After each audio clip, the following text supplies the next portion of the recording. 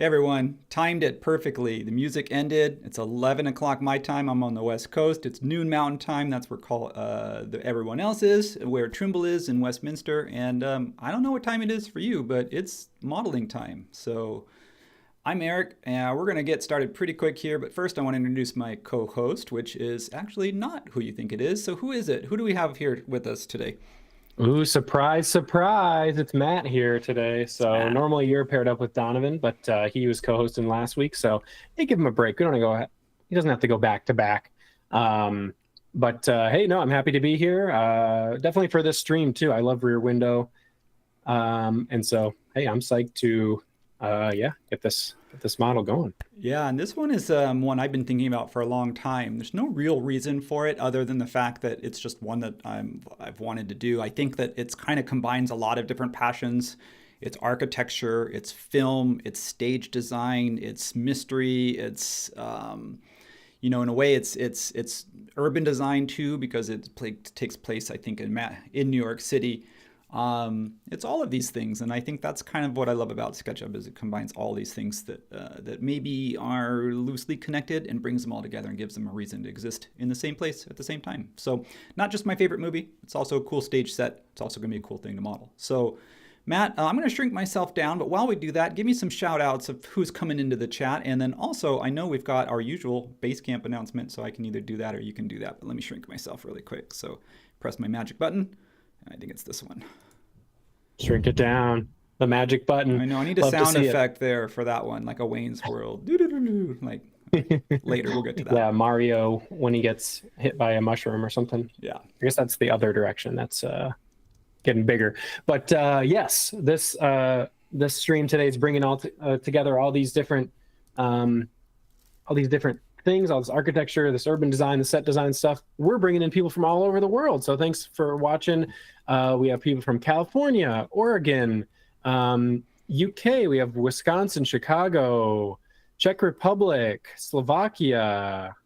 Hello, and welcome to SketchUp Live. It is Friday. It is SketchUp Live Day. So we do this every week. Thanks for tuning in. And one thing we don't do every week, what we do every 2 years is SketchUp's 3D Basecamp. So Eric will be modeling today in the 3D design software called SketchUp, if you're not aware. And we have our user conference every 2 years where all the best SketchUp people from the entire world come, or if you're new to SketchUp, if you want to learn SketchUp, 3D Basecamp is the place to do it. So there's going to be a lot of great presentations from industry professionals in architecture, interior design, set design people will be there. There is going to be landscape architects. There's going to be all kinds of really talented, great people. And if you are interested in learning SketchUp from scratch or for improving your existing workflow, construction, there's all types of people going to be here. So Eric has the website up on the screen here. I also popped it into the chat. So one bonus of getting your tickets early. So this is going to be in November. It's going to be in Las Vegas. Here you go, November 11th to 14th this year. We do have early pricing. So as you can see here, this advanced rate, it is $700 less if you get it before the end of the month. So that now is the time to get it if you know you're going to come, Eric. Yeah, or even if you don't know, get it anyway, just in case. But definitely, it's going to be a few more days for that. So definitely want to give a big plug and a big shout out for Basecamp because not just because it's a great event, but also because of that early bird pricing. Definitely want to make sure that everyone gets a chance to see that and gets a chance to make that, save that money while you can. So thanks, Matt, for the 100%, plug. Yeah. We will be there if you want to meet us in person. If you like hanging out with us here on Fridays, you can hang out with us in person in Las Vegas this November at 3D Basecamp. Yeah, I'll be there. So, I can't wait to meet some new people. I love the community. Speaking of community, we've got people tuning in, hopefully our usual suspects. If you're out there, hi to all of you. And if you're new, great.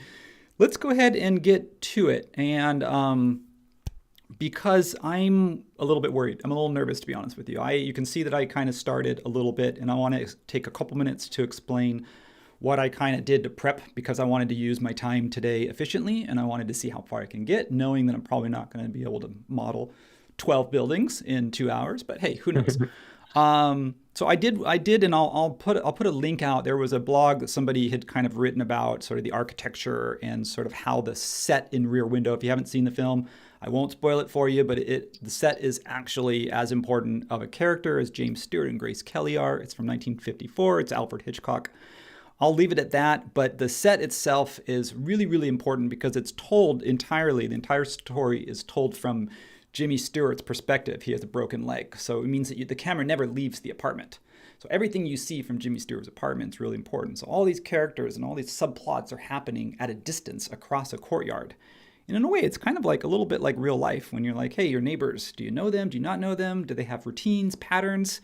It's just kind of an interesting way to think of the way that we live our lives, and whether it's voyeuristic or not, I don't know. And then weave that into a story. And so in that case, what I want to say that is that's kind of important because it means that the set design itself is really thoughtful and really a key part of moving the plot forward. So what I did was, to save time, was I went ahead and just traced this floor plan that I brought in. Again, I'll put the link to this blog that kind of explains the design of the set, because I think it was somebody took a lot of time to go through and think through this. And so thank you for that. And for those that want to read that article, please do after the stream. And what I did was went ahead and just put a plan view in. So I scaled it based off of what I think was a door scale. So I kind of used that as an approximate scale. And I know this is not going to be perfect because, again, who knows if this is entirely accurate. I'm going to use a few different references. We're going to kind of go from there. So I also looked at the elevation. So what I did was I tilted the view. So you can see I have a plan and an elevation in X-ray mode, but if I turn X-ray mode off, you can see here's my plan view and here's my elevation view. So those kind of sit lined up together. So it's kind of cool because then I can go top down, or I can look at it in the front. And last thing here is, I'll come to get this in a second, but I also put in a watermark. This is the view that you kind of see in the film. So for those that have seen it, and if anyone has any fun facts or anyone who's seen it wants to throw that into the chat, I'd love to hear your impressions of it. But basically, this is the view that you see from the entire film. Sometimes it's zoomed in, like almost as if it's a telephoto lens, but other times it's zoomed out. Other times he looks up here, it looks down here. The whole film takes that place from it. So that's it. That's what we're going to use to kind of match up. So you can see I've started this process just to make sure that we are using our time efficiently. I modeled there's two apartments, that sort of little garden flats that sit in the courtyard, which has sort of a direct line of sight with sort of the height. I think the second floor is where Jimmy Stewart's apartment is. Matt, you've seen Rear Window, right? Yeah, I meant to revisit it before this stream, but you know what? I didn't get a chance to do that. But I have seen it multiple times, and yeah, it's one of the all-time greats. It's one of these ones where every time I watch it, I'm like, is this the best movie ever made? It's up there. It's in my top 5 for sure. I think we had that conversation last time we were in Colorado. We all sat down to dinner and said, what are your top 5s? And definitely threw that one in there. Yeah. So that said, I started this one only because I was like, I wanted to start with something. So I kind of spent about, I don't know, maybe an hour. And I just kind of got something started. But let's do it. Let's get to it. That's it. This is what I need, though. In order to do this properly, I need to see it in plan where I can trace. I need to kind of see what it's going to look like in elevation, so I know if my heights are correct. And then I would love, and then I kind of need to see what it would look like from the viewpoint of Jimmy Stewart's apartment. And then this is just basically my working scene. So I can always just get back to just seeing the pure model. So yeah, I love it. This ties in well with a recent video you had too that's on our YouTube channel of 3 different ways of modeling from images. And yeah, this is obviously a great example of how to line those references up and then make a great model from existing imagery. Yeah, and one thing I might want to do is change my working style to include, I like to work in white faces. I don't know why, it's just what I'm used to working in. And so sometimes though, if you have a white background and a white face, it's a little bit difficult to tell if there's actually a face there. So right. In this case, you can see I've got a few holes that I need to plug. So I turn my background, yeah. Anyway, you get it. I've got a darker color, yeah, so you can see that it's, yeah, makes sense. Yeah. So anyway, happy Friday. I don't know that I've got... And to you as well. There's no other place I'd rather be than here, just talking modeling over here. What have you been modeling lately? I actually yesterday and this morning have been modeling my kitchen. Not for like, I'm not going to do a renovation or anything. I'm not that handy, but I'm doing a video on kitchen about kitchen designs, and I thought it would be cool to start off with one of my own kitchen. So that's what I was doing. I have the construction plans from my builder, and so yeah, it's kind of fun to get around in SketchUp. And also making, if you saw the thumbnail before the stream, there was a Jimmy Stewart screenshot from the movie that I kind of made into a SketchUp little figure.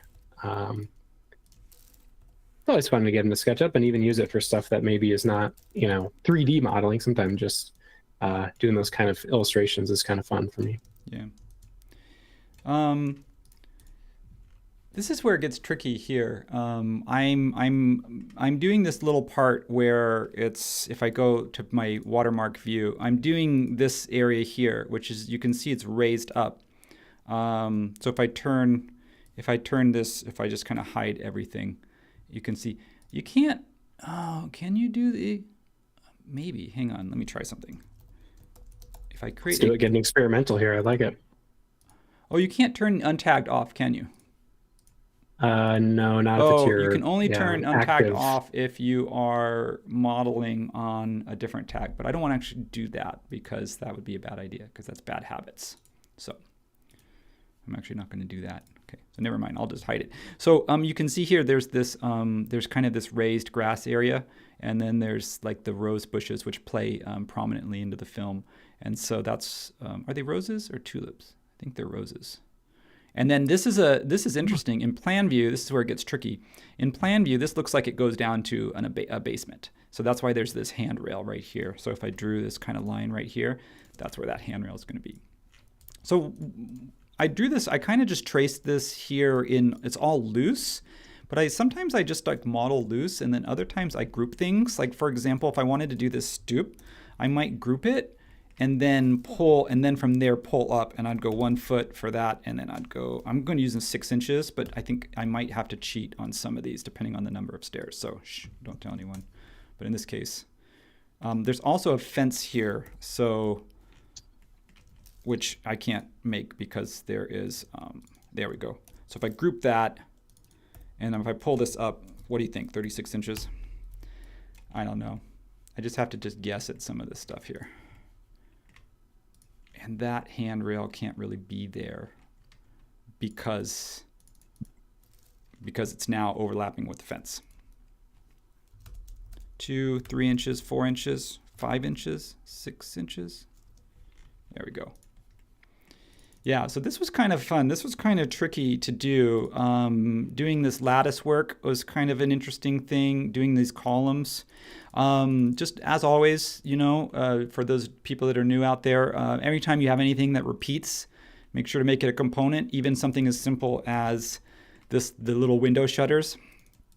Like, so if you've got 2 of them, make that a component. So if I change it for some reason, if that was too thick, I wanted to make that a little bit, say, thinner by 0.75, you can see it does it to both of them at the same time. So I'll try not to pan around too much. Same thing with these. What do you call these? Aren't these called dentals? Speaking of like me learning about historic architecture. I trust you. You trust me? Okay. Yeah. I don't know. I have no idea. All right. Yeah. So this is kind of tough because it's like I've got 3 reference sources. Plan view, like elevation looks interesting because the way this elevation was drawn may not be entirely correct, because if I just grab my tape measure and go my floor to ceiling height, in this case, 10 foot, 6 inches, maybe that's okay. But then if I look at my door, it's an 8-foot door. I don't know. Like I'm trying to kind of toe the line between showing something that's realistic and showing something that makes sense for the images and the reference material that I have, that I'm working with. So yeah, because I can't really dimension this, do you know what I mean, from this image, because this is just a watermark. So I can't just sit there and say, oh, I'm just going to draw the door like this. I could use match photo, but this one would be tricky. I feel like it'd be a little too intense for me to try it with match photo. But hey. Yeah. Yeah, there's a lot of different kind of perspectives and focal lengths and stuff that these panorama images have been kind of, you know, cobbled together. So, yeah, not So the ideal situation for match photo. yeah, this is interesting here. This one needs to go down. So maybe what I need to do is push this one down first, but then I go below ground. That's okay. I'm going to go with 2 inch. I'm going to go with 1 inch down. And the reason why is because this is where the soil level is. So I want to show that is different than the concrete. Mm-hmm. And same thing, this is soil level. So I'm going to go down 1 inch because there's planting that happens inside of here. So everything, once I kind of model it, it's kind of loose right now until I've sort of extruded it. I either group it before and then extrude it, or I just go ahead and do a quick extrude and then group it, depending on what makes the most sense. Like in this case, I might take this whole thing, right? Maybe not that line. Ooh, I probably didn't want to do it that way. Maybe in plan view would be easier.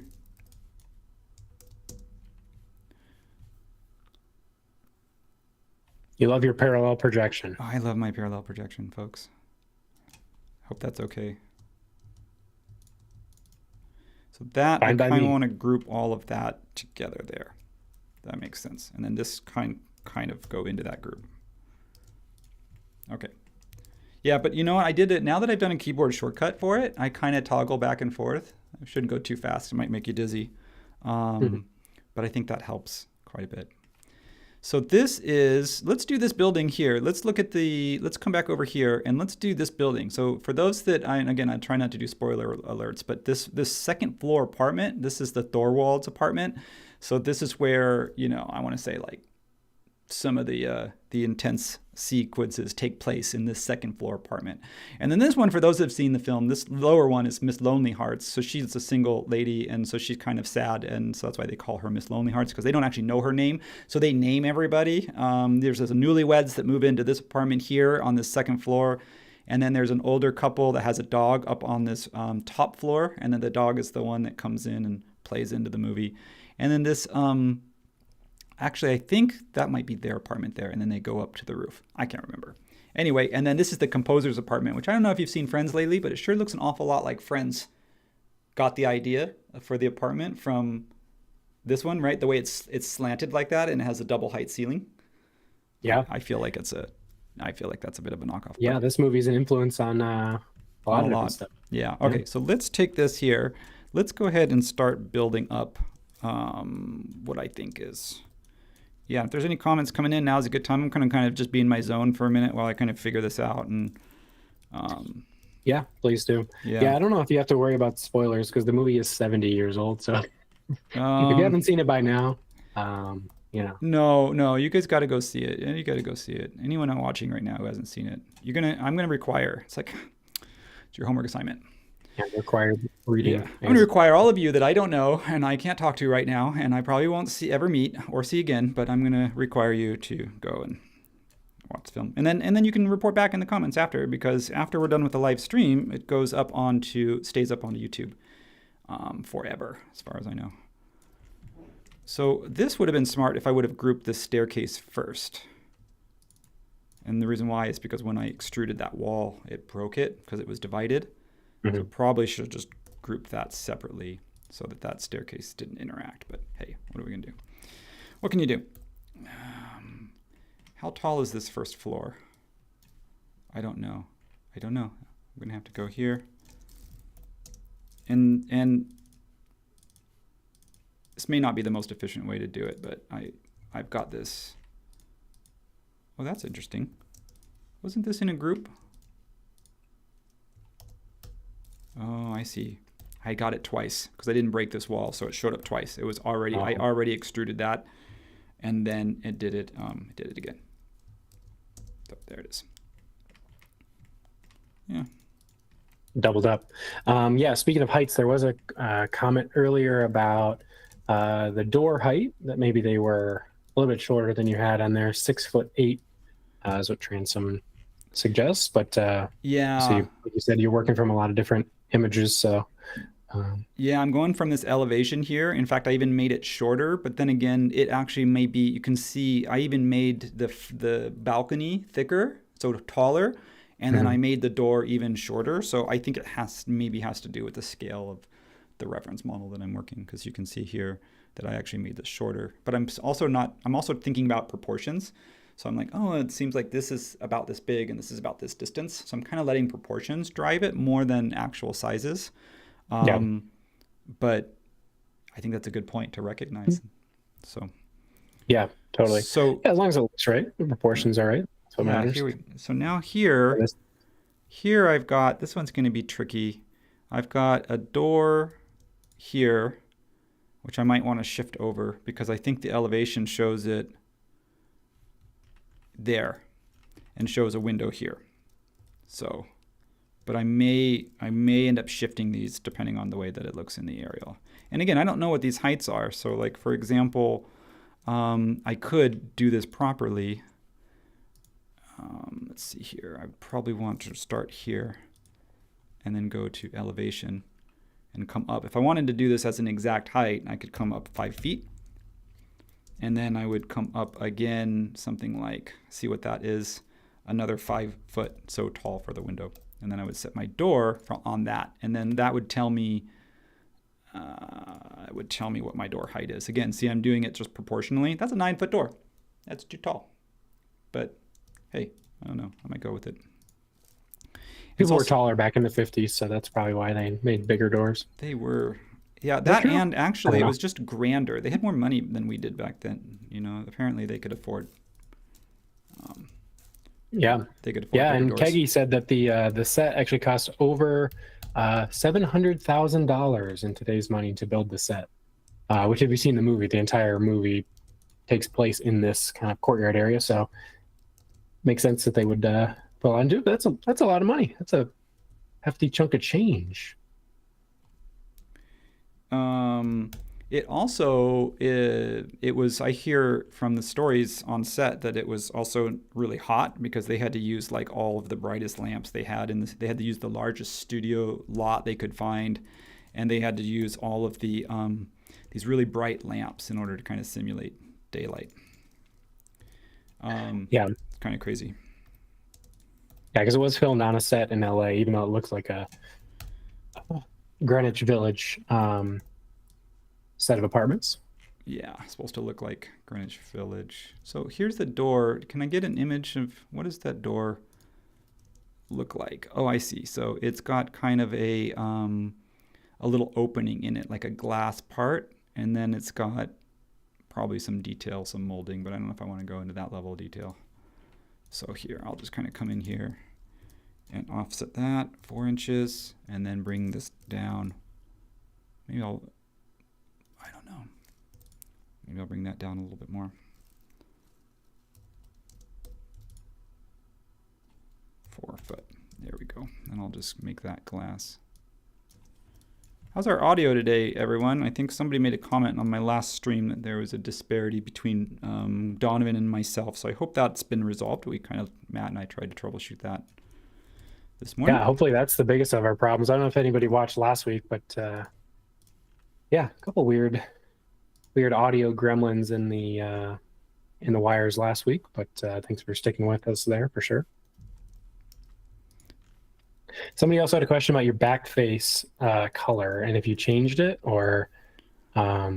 No, it's if you go to face style, it's still kind of the default light blue, the baby powder blue, which I don't know if that's default because it depends on the template you're using. So it could be default for one template and then a different one would be. So I do see it. I can see when I go to monochrome mode, you can see my ladies here. My scale fig is for some reason by default was built turned reversed. away from you. Yeah, exactly. So it's like, hey, you're supposed to always be facing me. So you reverse. See, I have the power of being in SketchUp of like telling people scale figures what to do. It goes to your head. Yeah, you feel very royal, you know. It's like you never turn your back on the queen. Yeah, and here I had a single, this is transparent and it's a single pane. So you're seeing that as reverse because that is the back side. You wouldn't, the window when I opened it, you can see that. So if I gave that a thickness, that would disappear. I'm going to leave that for right now because I'm not going to give my window panes a thickness for this effort. So if you see that, I'm okay with it. But everything else, I shouldn't see any back faces. It's important to go through that habit of just not, of just reversing things. What happened here, Matt? I was too busy talking. Did I lose I lost my floor. Did the floor fall out from underneath me? I don't know. I guess so. I didn't notice when that happened. Yeah, okay. Well, there it is. It's back. So I'm just going to group that. It's a little bit, it's connected to some stuff that maybe it shouldn't be. Like these steps don't really need to be there because technically, like if I wanted, those were there for, because you can see the staircase here, it kind of floats, which I actually need to create some sort of support system because you can't really have floating stairs like that, but yeah. In 3D, you can. Exactly. Well, I know. In my model, we don't need to take into account things like structural integrity. We don't have to model to scale. As long as my scale figs face the right direction, then I think I'm okay. Well, if they made this set today, it would just all be green screen, and then this would be a virtual set. So yeah. So this here is a window. So what I'm going to do is I'm going to copy that, and then I'm going to try not to bounce around so much. But you know, I do kind of zoom in and out. That's kind of my default mode. That's weird. I did the I don't know why it's reversing. So that's okay. I can just come over here and just reverse faces. Or I can leave it. The other thing to do, sometimes what I'll do is the shadow settings. Depending on your shadow settings, you may not be able to see those. So if I go true color, which is 90 and sort of 0, you can see the one that looked like it was not reversed was reversed. And that's because of the way the shadow settings were set. It was too bright and it was blowing out that light blue. So that's probably a good idea, is just to make sure you're not sort of too light on your camera. yeah, that's a good tip. Yeah, good tip. And then this one here, probably want to make this wall. I thought I already grouped this. Oh no, folks. This is where you start running into trouble when you don't. Getting messy. I know, it's getting messy. I don't like it. I don't like it. Ever since you turned your default tag away from untagged. Yeah. No, I don't think that's your problem, but no, because I was saying that, like, I was admitting here when I started push pulling, like when I start extruding stuff, it's like, oh wait, do you group first? Because if you group, you can create a duplicate. So like if I group a wall and then it's attached to something like the floor line, that ends up duplicating that line. So in a way, it kind of protects it. So it's my fault if I'm extruding stuff without grouping it first. What I'm going to do is end up running into these little issues here. So you can see it now. I kind of want to push this one. I already have this wall extruded. So, oh, okay. So wait a minute. What's that attached to? Oh, that's attached to the stairs. Where'd my stairs go? Underground? No. I think I got rid of them. It's okay. They don't show up. You know, if you see, you'll see. You don't actually need them because if you go to my perspective here, you just get the illusion of the stairs because of the right here. You can see it turns the corner and the stairs actually drop to the basement below. So unless I was taking a different angle, but I'm not going to take a different angle because I'm being true to the film. I'm only going to model what shows up in this view because that's the only thing that shows up in our main character's point of view. So I'm seeing some discrepancy between the elevation and the this aerial here. So what I might do is come over here and just kind of use the aerial to guide it. So I'm going to get rid of those guidelines. Those came from the elevation. I think I needed something to start though. So I'm going to come over 1.5 feet. 1.5 feet. You don't want to say 1.6 feet. That would be 1 foot 6 inches. And I want to come over 1 foot. Nope, maybe 6 inches. So make that window just a little bit bigger. Okay. Same thing. Very nice. Same thing with the door. If I wanted to move this door over, go back to that watermark view and feel like, first of all, that door looks like a wide door, and maybe it is, but maybe I just want to come over and bring that over 6 inches. The only problem with that is that if you have the door and the wall separate, then if you move the door, then you got to go and move the wall. It's a pocket door. It is a pocket door. I don't think you see those on the outside though as much. So 2 different ways to do this. I think I'm just going to do the push-pull 6 inches. And then the same thing, I'm going to pull this towards me 6 inches. So you can try moving it, but if you move it, it might be grabbing some extra geometry. So. Yeah, important to note. A couple comments here. Raymond says that he heard that the same studio was used to build the set for Clue, the movie. which is all set in like a big mansion, um, which he says makes sense because you know it's a one big set that you got to have. And he said he'd love to see that set being replicated in 3D. So yeah, thanks for the suggestion there. We'll add it to the list of potentials. If people like this one, maybe we'll do more movie set recreations. And Lawrence also mentions that he put some renders of the set in the forum thread. So the forum thread is linked in the description. So if you want to go check those out, since we can't post images in the live stream chat here, we use the forum thread for sharing that kind of stuff. So go check those out for sure. Yeah, thanks. Anyone who's following along, definitely go through and check out. We do try and post some support material, that helps us, not only helps us, but helps you, so that you can see a little bit more of like, it's difficult to model entirely from your imagination. Like I would not remember this film set, I could not do this. We need these reference materials, and so sometimes we find good ones, sometimes we don't. I'm gonna do this. I'm gonna steal this window that I've already made, and then from over here, this is Miss Torso's apartment. She's a ballet dancer. That's why they call her Miss Torso, because they don't actually know her name. So, and then I'm gonna just steal that. I'm just gonna make this one unique. So I could start that from scratch, or I could just come over here and just say, you know what? I don't call it lazy. I don't like to think of it as lazy modeling. I like to think of it as smart modeling. Because you're being efficient. Yeah, efficient. Yeah, it's efficient modeling. We did have one question from Ricardo on YouTube. Is that tiny window in the top right corner from an extension? He's maybe talking about the tags window. This one? No, I don't have any extensions up and running right now. I have, we're on Mac, so you'll see that we kind of tend to float, our windows a bit more than Windows, than if you're a PC.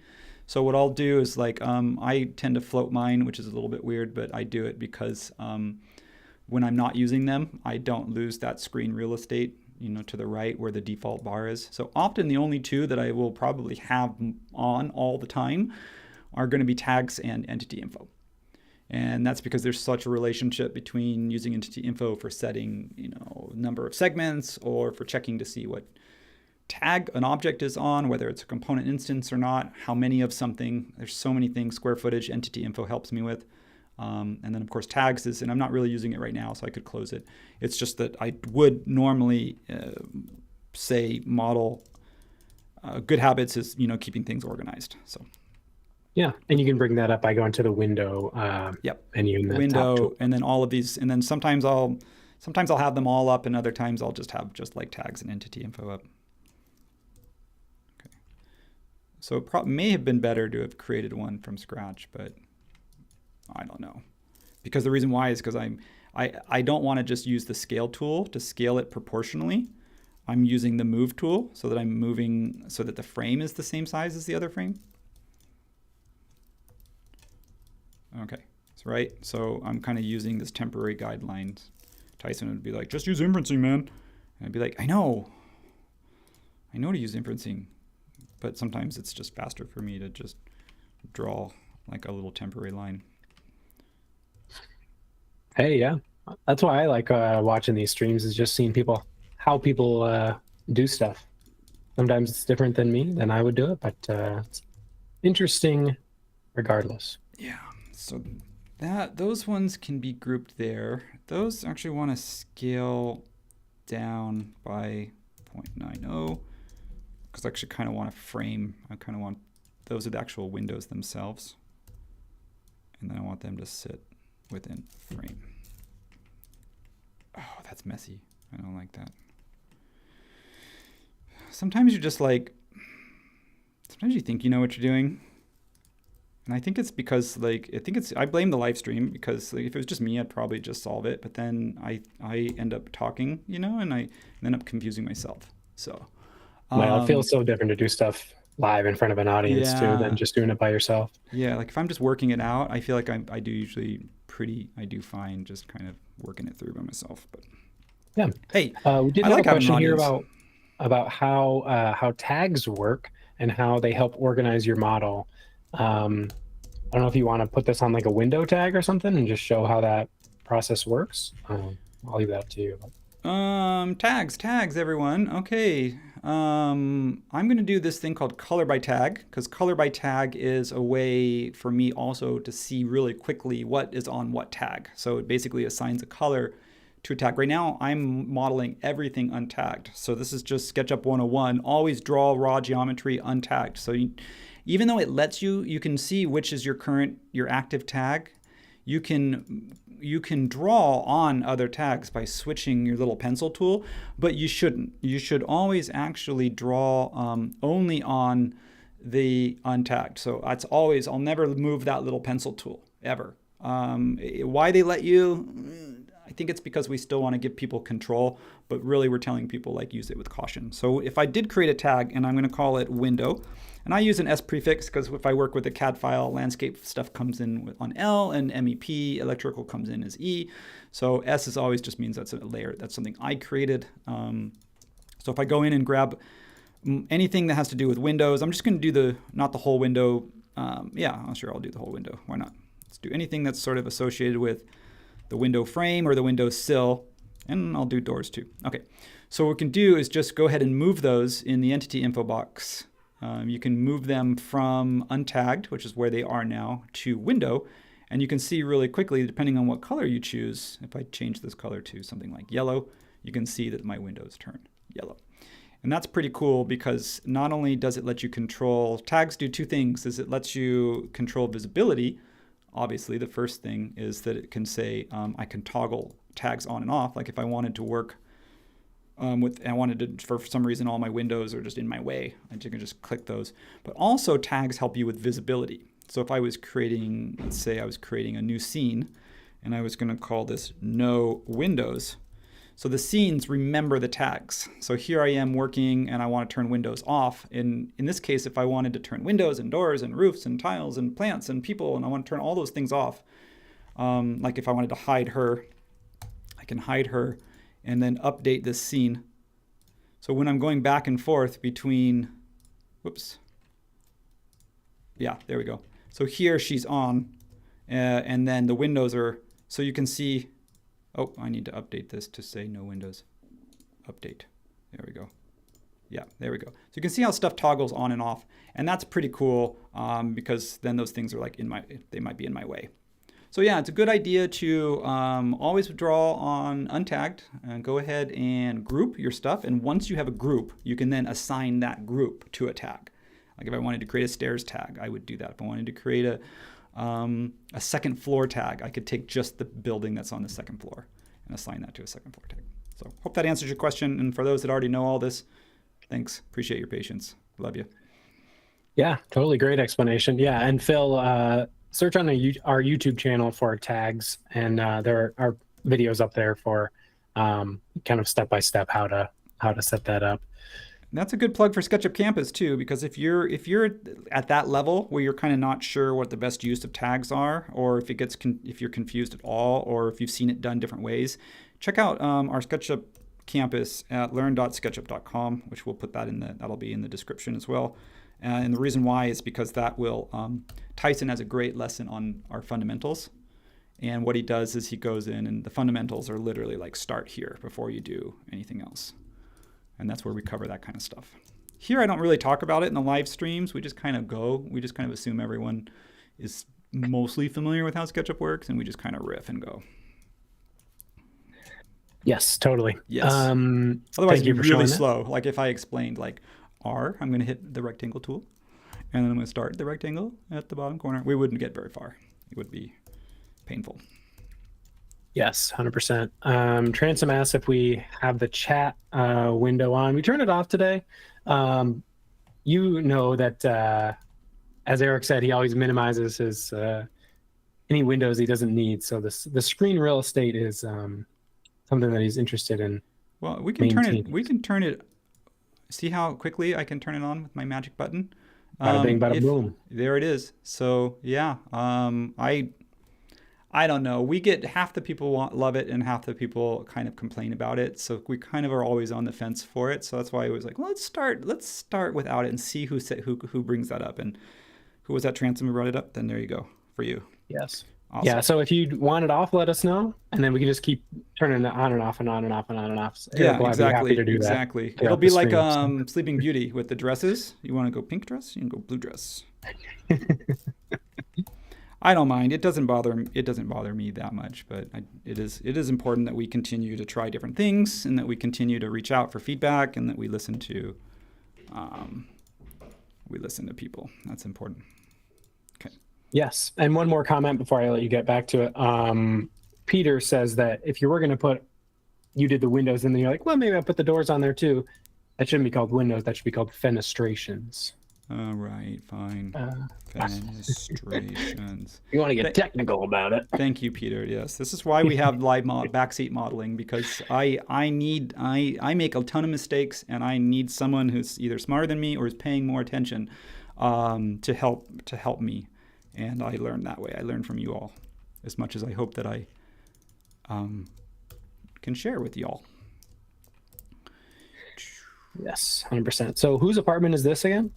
This one is Miss Lonely Heart's apartment. So Miss Lonely Hearts is the single lady who gets really sad because she's just, you can see that she has like spending Saturday night by herself, and she's having a glass of wine, having dinner. She sets this whole dinner, and she lights candles, and then she realizes that she's like acting as if she's talking to somebody, and then they find out by watching her that actually there's nobody else in the room with her, and it was kind of sad. This was before, remember, you could just get online with someone.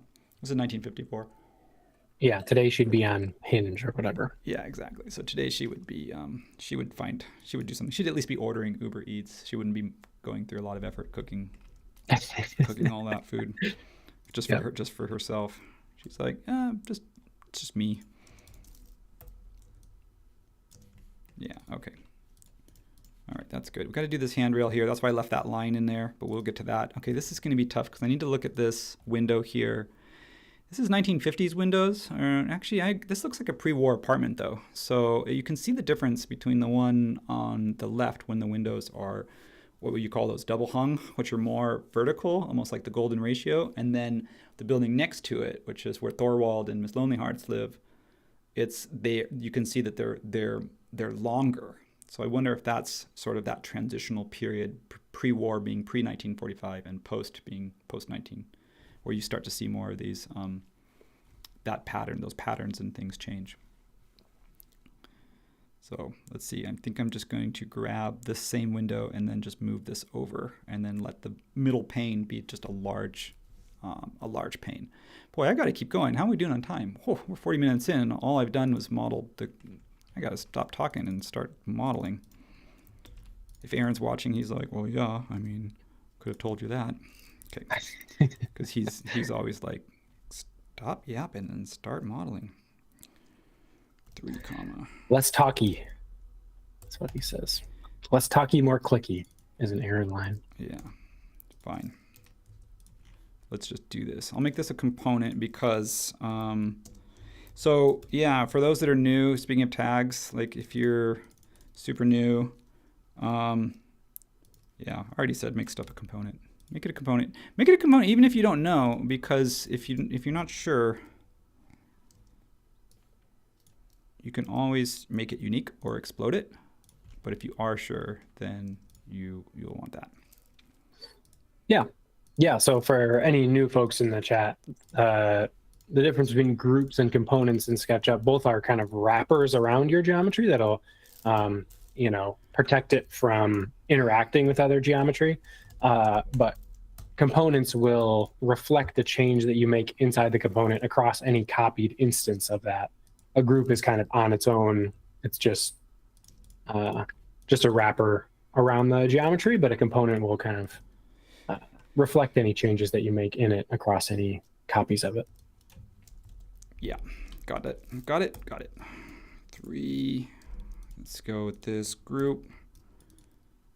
Let's make this one. I'm trying to model a little bit faster, but it's hard. It's hard because I want to also do it. I don't know. I don't want to do like super fast modeling just to get it done. Like I want to do it right. That's kind of always the challenge. All right, I'm going to call that one done. So let's grab this, everything here. Let's make that a component because that repeats. Let's make this a component because this most likely repeats. That door doesn't repeat because it's not going to show up. So I can also group those and make that a component. So now we've got a component within a component within a component. And then we can come over here to our elevation and we can see what we think those window placements are on those. Let's go up. What do you think here? I know that doesn't line up perfectly, but that's okay. We're going to go up 13.5 feet. I don't know what that means floor to floor ratio. Your ceiling heights, so don't quote me on that one. If you architects are watching and you're like, no, actually, it should be 12.5 feet.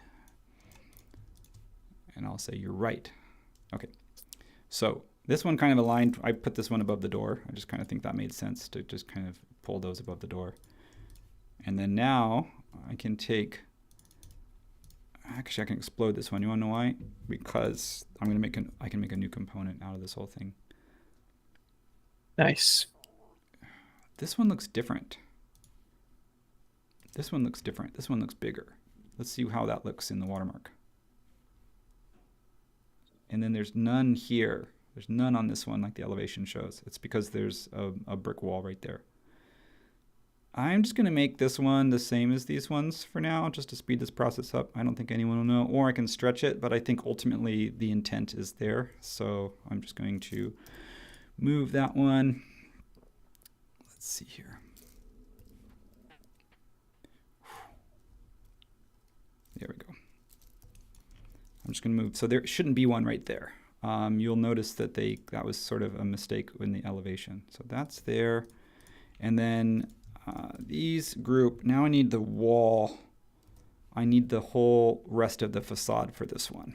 So let's just grab that.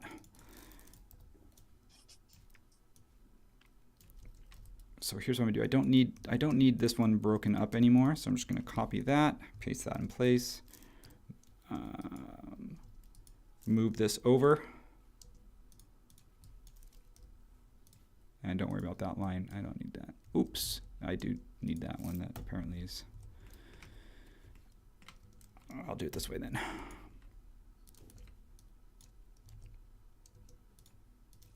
This is where it gets tricky because in some cases it makes sense to hide things. So like in this case, I want to make sure that this wall is grouped. Hide that, so I'm working only with this wall here. Okay. And then, I don't know, I think technically, wouldn't this, there's no floors here. This is all just one uniform facade. So I think it would make actually the most sense to not do that. And then to go back into here and take this one, delete it, paste that in place, get rid of those. Yeah. See what I'm saying? Right? Yeah, I'm picking it up. Hey, what happened to these windows? Matt, what are you doing? That was me. I yoinked them. Yeah, that was Matt. Matt's just messing with me. He's having fun. Snagged some Wendy's. Yeah, and then what happened here? These windows are out of alignment now. These ones should be, I'm just going to sit them flush and we can always move them later. That's just going to make it easier to move them. I think that was sitting just behind the wall. So, okay, let's do this. Okay. So grouping stuff is great. I probably spent years using SketchUp and not using groups and components, which sounds crazy, doesn't it? That you would It does sound crazy, yeah. Anyone would do that, but yeah, I like to live dangerously. So this one here, I think that looks pretty good, don't you think, for what we're doing? Yeah, okay. I do. Okay, I'm gonna go with it then. That one looks pretty good. And then this one here, I know this is a slightly wider, at least it looks like a slightly wider module, but I am going to just use the same one just so we can keep going here. And then these ones here can make it a component in case we change that module. And then this one goes up In this case, I'm not using the elevation. I'm using the aerial view, 13 feet. And then I'm going to go times 2. Although this one, I either need to make unique or explode it, because you can see there's no windows here. This is like a balcony, like a little patio. And then this is also where, actually this doesn't help to have it as a component at all, because they're all different. And then this one here, this is where these two start to, these come back into it. Alrighty, Roo. Beautiful. Thanks. Hey, no one said save yet. You guys, you want to see me? Do you want to see me cry live on the stream? Because I might if I lost it. Okay, I saved. They know you got started earlier, so you probably got autosave running. Yeah, they. Or do you not use autosave too? No groups, no components, no autosave. No. That's living dangerously. Yeah. I know, and then you wonder why, like, you'd think I'd be more afraid of AI taking my job because it does all these things smart, the smart way, and here I am. Oh no, human error, little human error is good, the way that I work is, I've got a process, and AI doesn't have my process. Oh, that was interesting. What happened there?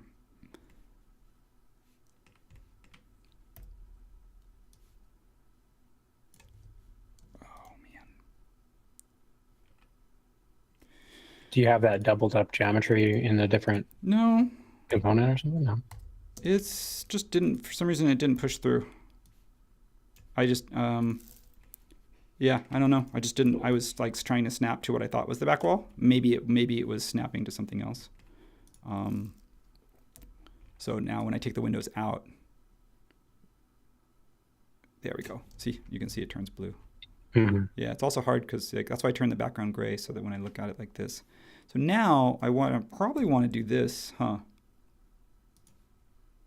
and do that, because then, oh, heck, that didn't work.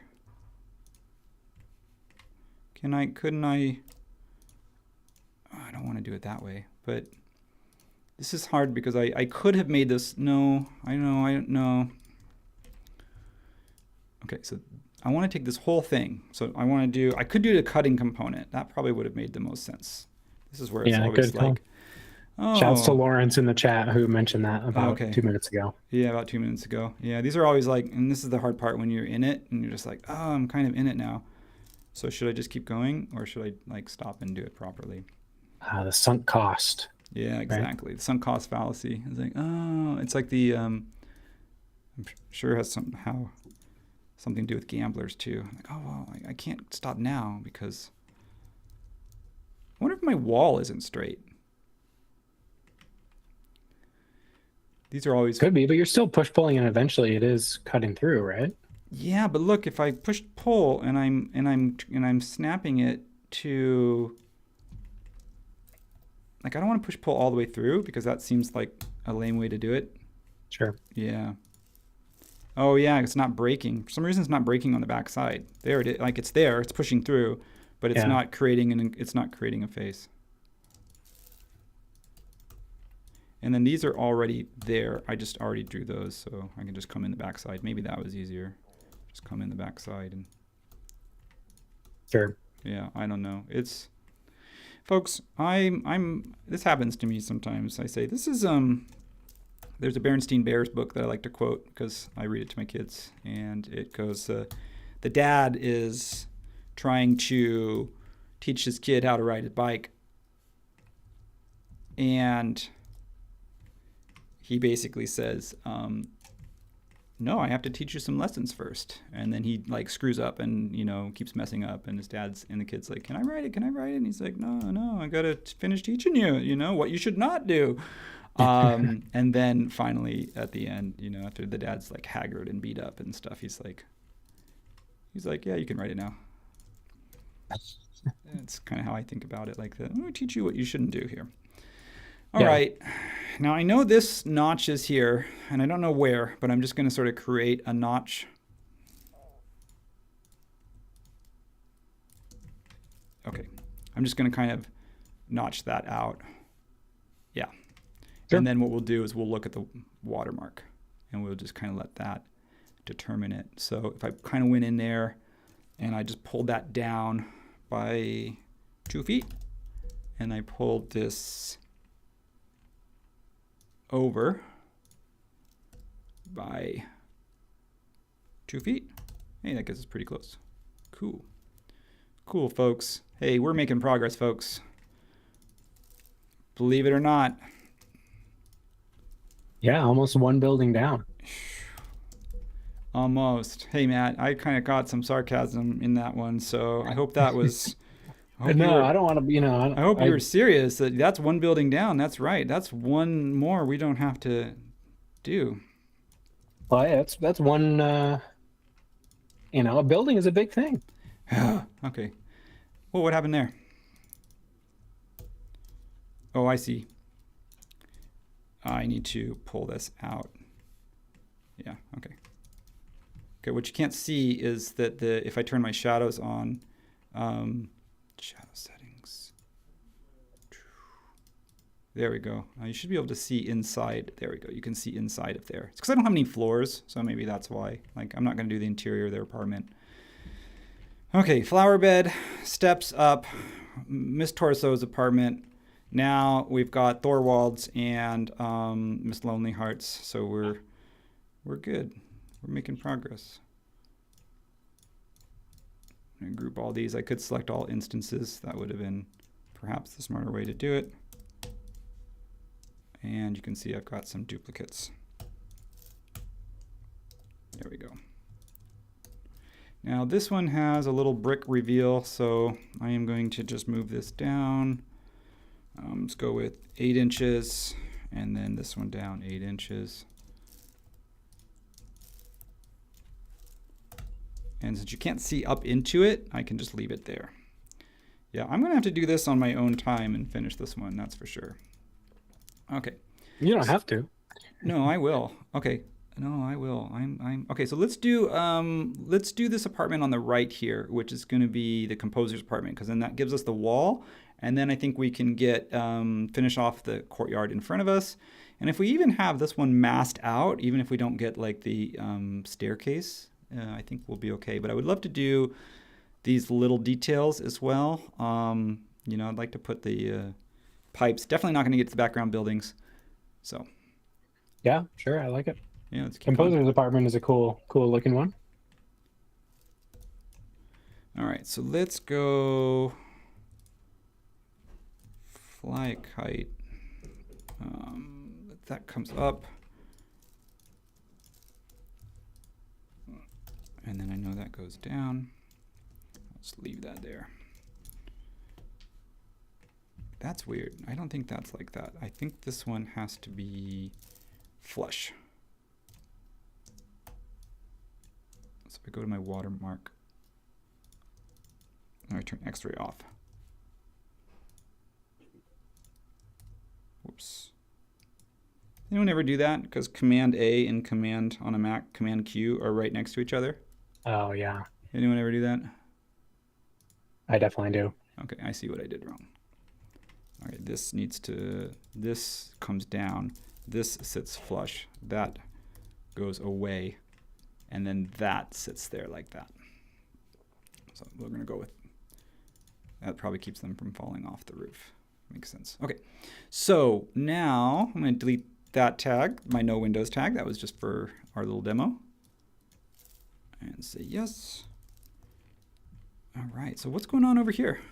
I don't have an elevation for this side, so let's pop over to plan and see that we have, I think, some windows here, and then I think the composer's apartment sits above that, and then there'd be a door here, so maybe we need to draw that in. So that you have to be careful. I can't really draw on plan now because I've started extruding. Let's go with a 1 foot wall. No, let's go with a 9-inch wall. Yeah, let's go 9 inches. So there is a door there, but I can make that up later. I can figure out where that goes. Okay, so that was my mistake. I need to group this first, go into that, and then I can start pulling. And then when I extrude, I can keep it separate from everything else. So I'm going to go watermark, and then this one I'm just going to use the move tool, and I'm going to pull that up to about there. Okay, and then I'm going to pull this forward. Yeah, okay, let's pull this up. It's kind of a cool thing. I learned that if you select something and then you go to a scene, because I couldn't select this whole thing if I'm in this scene, you select it first, then go to the scene, and it remembers your selection. It's behind me here on the screen, but now I can lift that up. I think you can do that with push-pull too. If you like start push-pulling a face and then go to the scene, and then you can continue. Oh, really? Same basic thing, but oh, that's cool. Definitely helpful when you have references like this, that you have a specific geometry you want to move or, you know, select and modify, but then you want to match it up with a specific view. Yeah. So there's, okay, this is interesting. This one, that probably, I don't know where that one goes, because then this, it becomes this one here. So what I'm going to do is I'm going to group that. Well, remember your elevation drawing also had like windows that weren't there and stuff. So it's like, yeah, there's some artistic license being taken somewhere. Yeah. Okay, so this is Jeff's, the composer, the guy who plays the piano, may actually be in Jeff's apartment, unless it's two different buildings, one building here and one building here. So he could be, because he's the one who sits in this building up here to the right. And this is this lower courtyard, because they're two different buildings. And so this is where there's a wall here.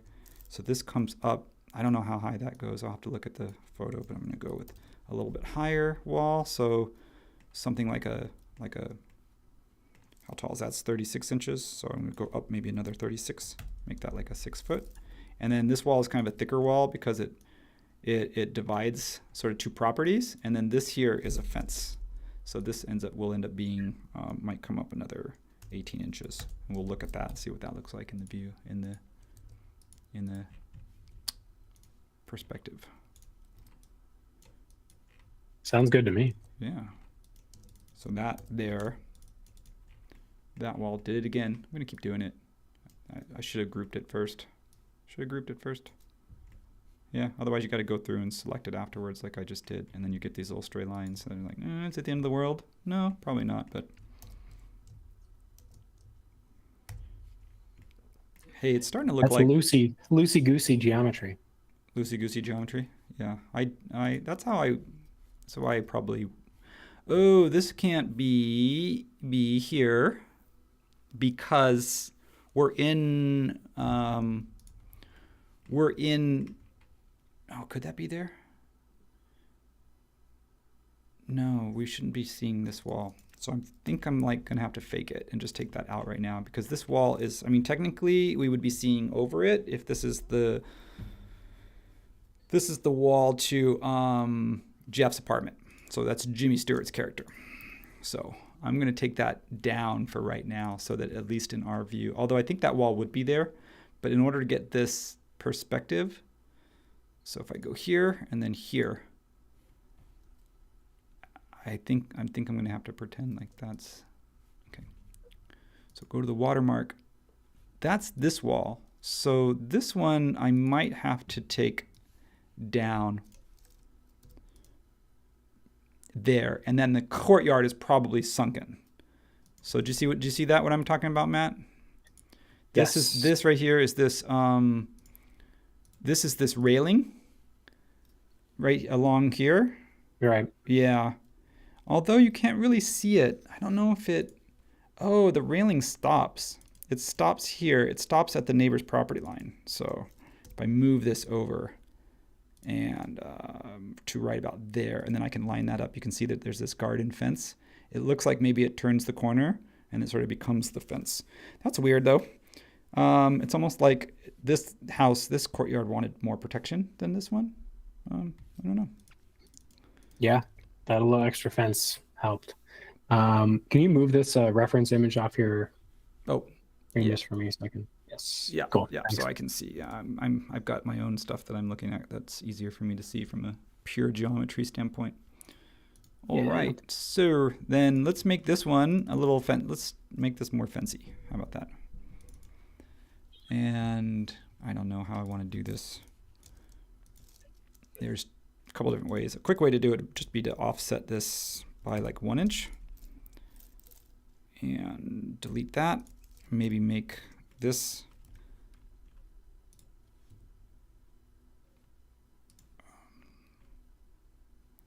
this is where I go into ortho mode because I can get really close and I don't get like as much jitter when I'm panning. That would be, I'll make that a little bit thicker. Okay, so pull that out. So make that a component. Pull that out, 1 inch, 2 inches. Let's go 2 inches. Pull this up, 1 inch. Pull this out, 1 inch. Okay, take that out because that's a component. This one is going to be like the thicker picket. And then maybe divide that by 4. And then we need a thinner sort of picket. So what I'm going to do is just copy that one over. And then I'm going to make this, I'm not going to make it unique. I'm just going to scale it by 0.5. And then I'm going to use a non-linear scale to do that. So because I don't want it to have like spikes on it. I don't think it's like meant to keep people out. Yeah, no barbed wire here. No, it's the 1950s, man. There was no such thing as crime back then. Oh, well, actually, this movie is about a murder, but spoiler alert. There was murder, but that's not really yeah, crime. there was, yeah, but it wasn't like, not like today. It's different. Yeah, today it's murder. Today it's like murder and like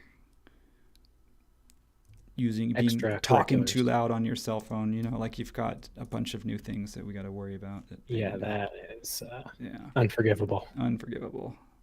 So this one here, I've got to decide. Whoa. Okay.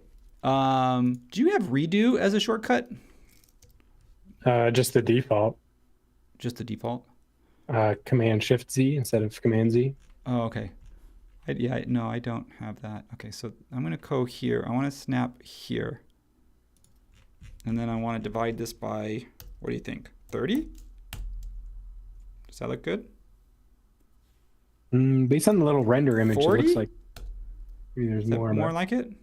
Yeah. I'm going to go with 40. I don't want to add more geometry than I need to, so I'm like trying to find the right balance between. Yeah, let's do that. We can always add more later. And because this is a component, if I got that little extra line in there, I just go boop, and it gets all there. And it gets Bye-bye. Yeah, bye-bye. Okay, so this one, it technically should have ended here, but that's okay. So this is, okay, that actually may want to be standalone, and so it sits on top of the wall like that.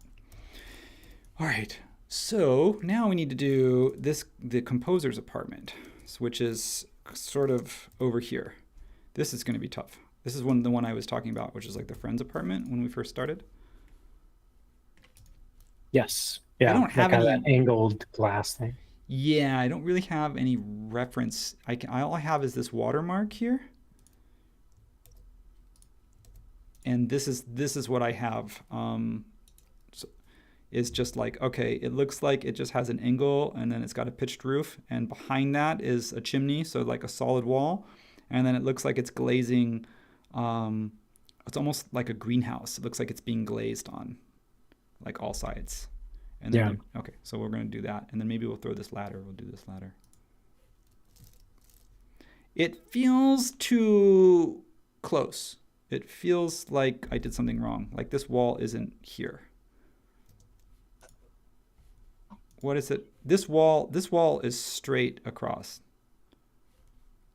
Right there. See where this wall is? Right here? Right? If I drew kind of a line. This kind of, if I was using the image, then I would come in here and I would do this, and I would push, if I was using this aerial, and I'd push that to there.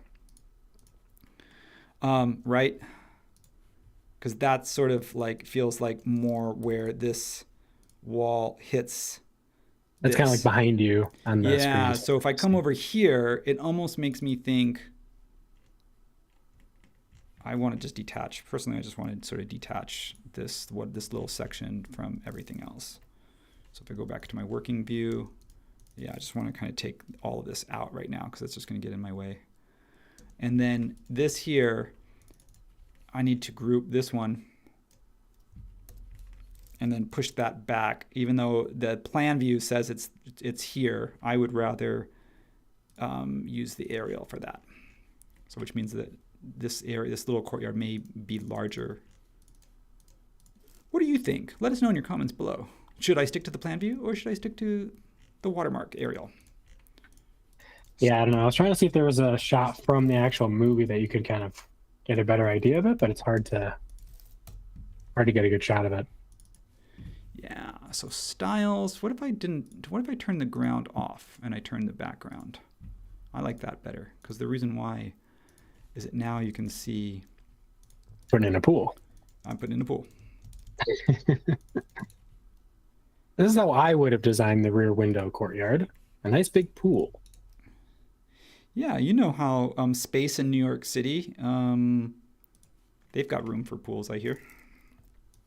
Well, it gets hot, you know. All this brick holding all this heat in. It's like, hey, I gotta take a dip. And back then, they didn't use air conditioners as much as we do now. I mean, I knew air conditioners existed in 1954, but it was not like expected that everybody has one and that they blast them all the time. And I know this not from living in 1954, but I did see Back to the Future, and that took place in 1955, and I think that sort of makes me a little bit of an expert. Yeah, I'm a little bit more of an authority, having seen 2 movies that take place in that time period. So, I know there's faster ways to do stairs, but I kind of sometimes think about it like, again, I'm in it, and I don't really mind. It's just like, boop, I'm doing one, I'm doing another. And this is where it's like, I don't know, repetitious stuff can be fun. Oops, I'm going to lose that top step. That's okay. And then this comes up 2 feet. And then this comes up maybe 2 inches. It doesn't really come up. It's not like a retaining wall because it's only 2 feet. You would need it if it's 3 feet. You would need a guardrail right here. I mean, although I don't know what their code. I don't know. Do you know 1950s codes? So people in the chat are talking about too whether the fence is up to code, and 1950s code is a little different than the code today, perhaps, they said. I imagine it's also different being in New York City than what I would know here in California. All right, so that's this sort of like sunken courtyard bit, which I think is kind of cool. And I don't know if this is right or not, but I'm just going to do it because it makes it feel more finished. Which is I'm going to pull this up to here. And then I'm going to go just above the step. I'm just going to go 2 inches. And this is the planter bed. So that goes up and then that goes down 2. And then this one, I don't know where that goes as far as like terracing is concerned. That could be okay, that it stays, you know, level, and that the rest of this is a sunken courtyard. Because they did have basement apartments back then, you know, so it makes sense. In New York, they still do. You know, you could get a basement apartment if you want. Probably save some money. Sounds lovely. Sounds lovely. Have you ever lived in a basement apartment? No, I've had friends that have lived in basement apartments, though, like in college. Okay. I haven't either, so I don't know. I lived in a 13th floor of one place. Unlucky. Yeah, I know. Lucky 13. Was it 13 or the 10th floor? I don't know. I'm going to say 13th because it was long enough ago that I can say it doesn't really matter. Prove me wrong. No, I know. What are you going to do? You can go back and look at the lease records? Good luck. Oh, we have a very dedicated chat here. You know, so never know. Forum thread later tonight, it's going to be like, hey, I pulled the documents. Yeah, I know. Freedom of Information Act. Well, actually, you know what? Fine. If you can find it, come back and let me know. That's not a challenge, not a dare. There's no money in it, but just I'll just be curious. So.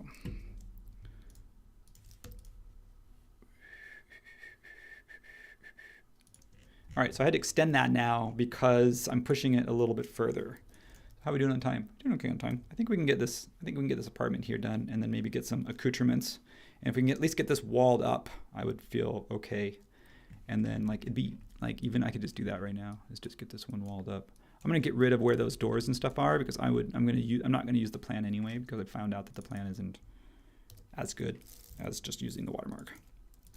It's not going according to plan today.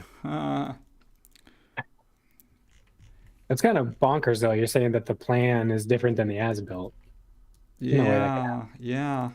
Well, then again, this plan was this wasn't.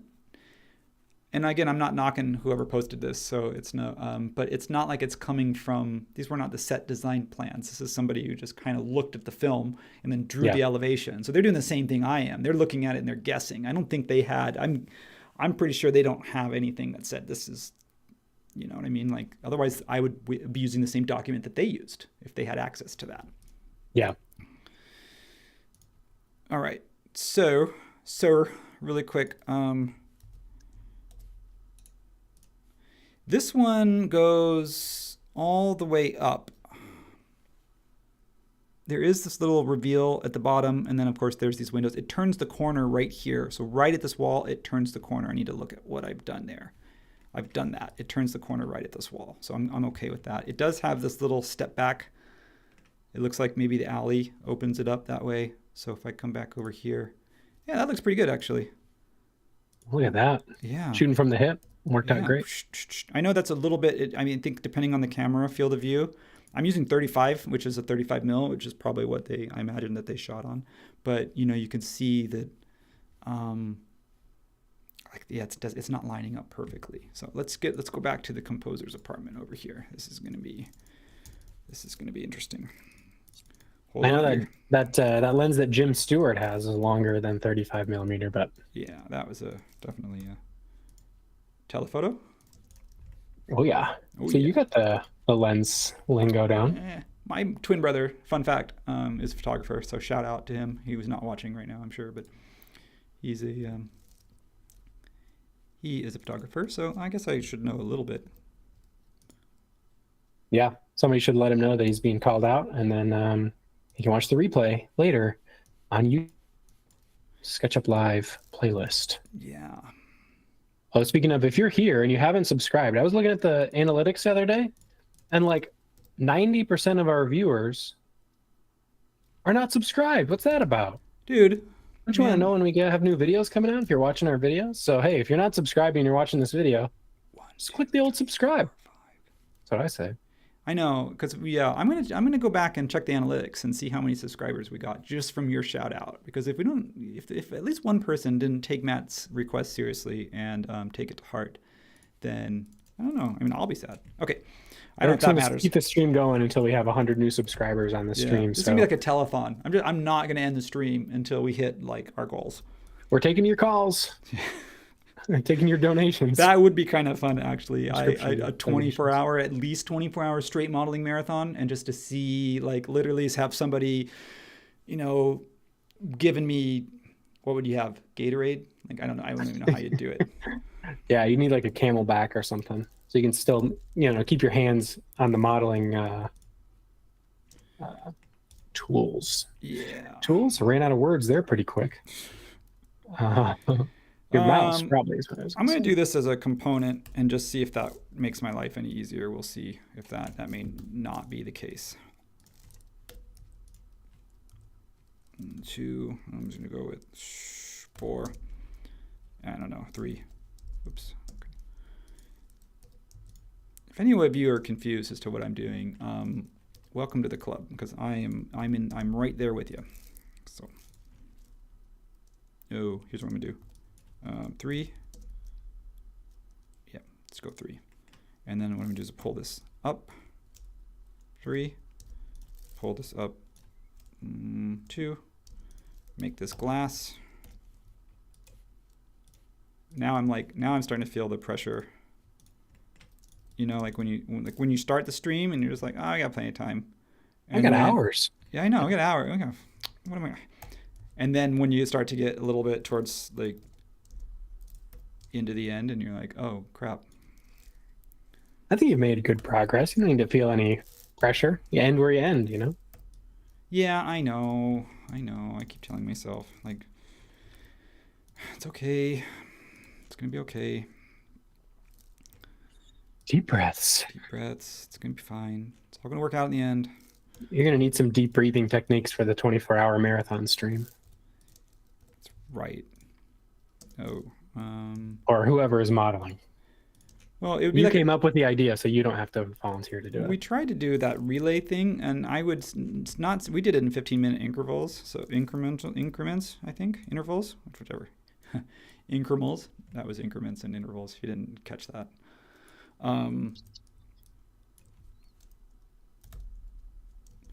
I think that's too fast. So what we need to do in the future is just each person gets, yeah, I mean, we do them in like 2-hour shifts, 24 hours. I think we should do it. Yeah. All right, so that's what I did this as a component, because I was hoping that I could just grab this here and then go bing, and then times 5. Bing, Oops, speaking of times friends. 4, and then see that my math is off, but that's okay, because you can just grab all of them and then cheat it. Shh, don't tell anyone that I just did that. Wait, I forget. Nobody's watching, are they? It's just you and me, Matt, right? You promised it would just be you and me, because This I'm is staying between you and me. Yep. between you and me. All right, I'm going with that. I think that looks good. I'm going with it. Moving on. Yeah. Okay, let's give it a roof. It needs a pitched roof kind of dealio. Love paste in place. Anyone, I saw my video on favorite shortcuts. Paste in place. That's one of them. It's a big one. Yeah, I need to assign that as a shortcut. Oh yeah, it's the bomb. All right, so this one, ooh, that's interesting. It kind of comes, I think I can do that. I know a trick. Aaron's good at this kind of stuff where he does like these scaling of like stuff, 1.1. Do you know what I mean? To create like an interesting shape. Oh, yeah. Yeah, I'm like, I don't know, I don't do that as often. You just draw it all with line tool. Yeah, well, yeah, I mean, I just don't think, like, it's thinking spatially, you know, that whoa, thinking spatially, what am I doing here? I'm trying to place that wall back. I lost a wall. And then there. I just don't want to see that reverse face. And I did see that reverse face. So now I just go like that, and then I come in here and I go reverse, because they bug me. And then I go N, unhide. It helps me to say what I'm doing. I know it's maybe less fun for you, Matt, but it is helped me to like describe what I'm doing as I'm doing. Yeah, no, 100%. I like it. We had a question about if there's an extension that lets you replicate perspective based on camera specs. I know that advanced camera tools used to be like the main way to go for that, but do you have any other, are you aware of any other extensions that do that kind of thing? Yeah, advanced camera tools is kind of finicky, because I used to use it more, but I get mixed up. You have to exit the camera tool, or else when you move, it moves the camera. So then that always throws me off. But advanced camera tool has a lot of cool things, because you can choose the camera type, which then has the FOV, and then also gives you aspect ratio and safe frames. It also can show you what shows up in your camera view. So if you had, you could show what's called the camera volume, or the frustum volume. Frustum volume, yeah. Yeah. There's a camera word for you. There you go. Yeah, fenestrations and frustrums. That's what we got going on. Yeah, that's what we got going on today. In SketchUp Live today. Yeah, let us know in the chat if you have any other kind of camera-based extensions that you use that you like. I got to do that again, because for some reason that had split, and you can see how it's splitting the plane, which is because it's not welded here.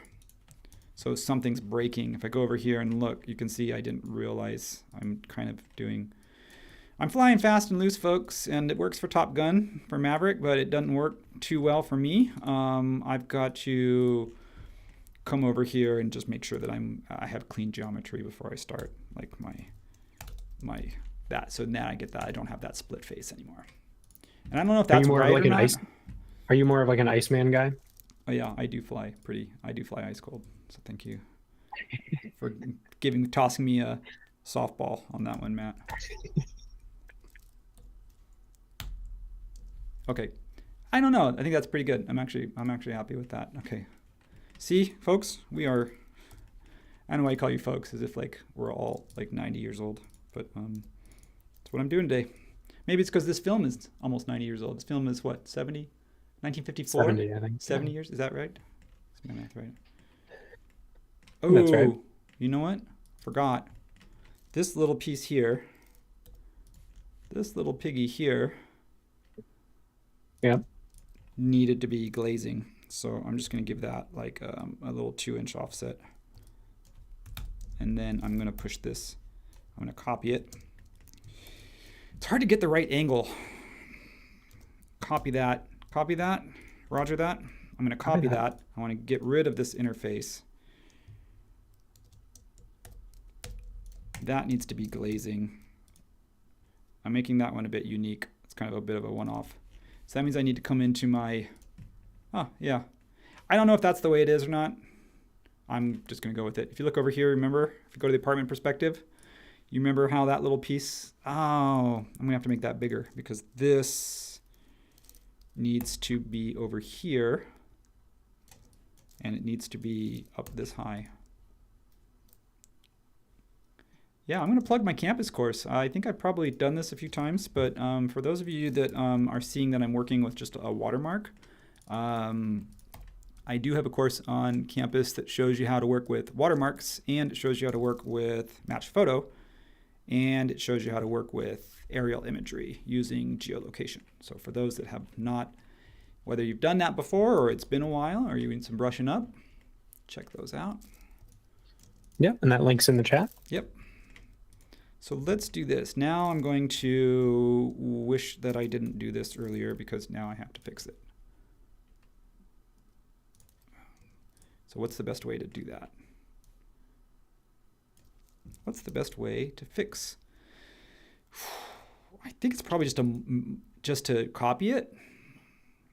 And I'm just going to give it, I'm going to take that over 4 feet. So I give a nice round number. And then in this case, what I'm going to do is just, I want to punch this out so that it's more, I want to get rid of this wall completely. And then what I'm going to do is I'm just going to carry this glazing over. So I could move it, but it's probably easier to just go in and just redraw it like this. Fast and loose here, folks. Yeah, sometimes just do it the easy way. Well, I think everyone here knows in this chat, or anyone who's spent a significant amount of time, not just in SketchUp, but any 3D modeling or any modeling software, you do what is going to work for you. And you kind of find out from past experience, yeah, if it doesn't work, you know, like we all have our little tricks and stuff. And it also depends on the project, it depends on the person, it depends on so many things. So that is not perfect, but I'm going to go with it. Because otherwise, at this point, perfect would be the enemy of good. Yeah. This was bugging me. I don't know why I have that there. I'm going to do a little bit of cleanup here. Sure. And as you do a little bit of cleanup, I'll read this a very insightful trivia on this movie from the IMDb trivia. Please do. Which is about the actual set itself, and it says the set required months of planning and construction. The apartment courtyard set measured 98 feet wide, 185 feet long, and 40 feet high. Consisted of 31 apartments, 8 of which were completely furnished. Whoa. Some of the buildings were equivalent to 5 or 6 stories high. I mean, that must be so crazy. You walk inside a building and then there's another building that's 6 stories tall. I'm like, these are massive studios, man. Yeah, they don't make them like they used to. That's for sure. They do not. They do not. All right. Let's do this little chimney here, and let's finish off this chimney that sits just behind the composer's apartment. And you can see that it does. I mean, I don't have. This is a stage set, so again, I'm just going to pull this out like another 3 feet. I don't know. This is not. I mean, his apartment's bigger than that, but that's just what it is.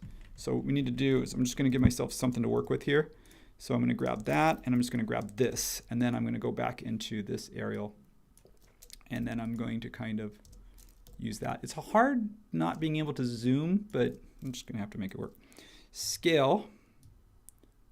I'm going to flare that out just a little bit, and then I need to push-pull that there. Now I can use the move tool, and I'm going to go up. I want to go a little higher because I want to scale the whole thing down. And then I'm going to scale this one. I'm going to copy it. I'm going to group that, paste it in place, scale it. I think I can probably just zoom in for this part. I think you get what I'm doing. You get what I'm throwing down? Yeah. You can make it your own. Yeah, that's got like a little flare. And that's got like a little cap.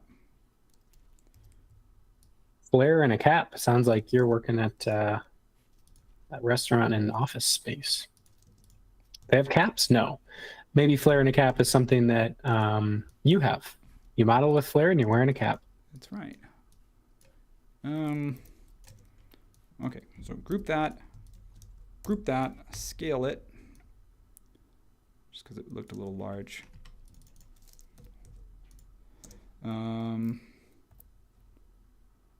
See, the best way to do that is I'm going to copy that, get out of the group, because then I can offset it and I won't interact with the geometry.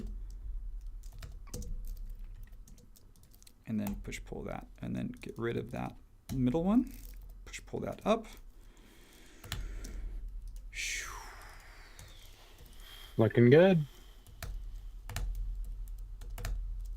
Thanks. Okay, so that is that. Group that. Group. That's that. So I'm going to call that one done. There isn't a building behind here. I'm going to let that one go for now. There is, this angle got a little changed, so I'll just update that, but it doesn't really matter because I want to hide everything here. And then so I can view it with just the watermark only. So let's do, Matt, why don't you tell me what you want to do next? We can either do, we have time for, I don't know. We could do a fire escape. We could do Fire escape seems like a good 3D warehouse thing. This fire escape here, we could be good for 3D warehouse, or I could just try and see how far I could get doing a fire escape. We could do the railing here on the where it goes down to the basement. We could do this. This is a pretty prominent one. This is a mini kind of fire escape ladder. So I think I'm going to do that one right now. Okay. And then I want you to think about timing wise and what we want to do next. Okay. Yeah, I'd like to see you get some windows done on that left building too, if you can before the end. Okay. My own personal thing. No, that's why I asked. And then this building's actually bigger than I'm showing it here, so I might want to just kind of maybe pull that all the way in line with this building. Okay. Yeah, nice. Okay. And the reason why is because you're going to see the depth of it. And then this is bugging me here. Whoops, that was me hiding my SketchUp. I was supposed to, I was trying to hide this, this. Okay. Good, I thought it was a crash. That's better than a crash. Better than a crash. Yeah, no crashes so far, knock on wood. This is not wood, but it's like, well, it's bamboo, that counts, right? Bamboo is technically a grass, so no. Oh, man. Well, then. Thanks, Matt. Yeah. Well, people say touch grass, don't they? Got to get outside and touch grass. People say that. Yeah, knock on grass. You never heard that one? Come on, dude. All right, so I'm going to do this one here. I'm going to intersect with model, and then I want to make sure that this is all grouped. And sorry, I'll try not to spin around too much. Let's do this. We're going to go like that, and then what we're going to do is we're going to go like this. And then what we're going to do is we're going to do a circle. And I think that's probably the easiest way to do it.